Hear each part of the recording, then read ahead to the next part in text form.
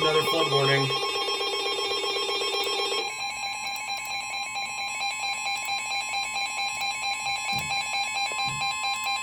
The National Weather Service in Cleveland has issued a flood warning for the Nimishillen Creek near North Industry. From this evening to late tonight. Flooding. At 6:15 p.m. Eastern Daylight Time, Sunday, the stage was 10.2 feet.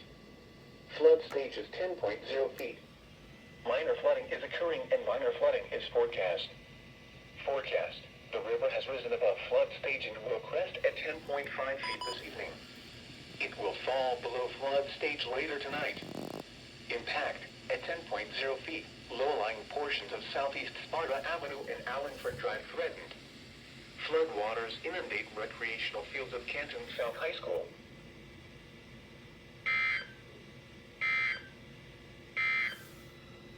A weather message. For the following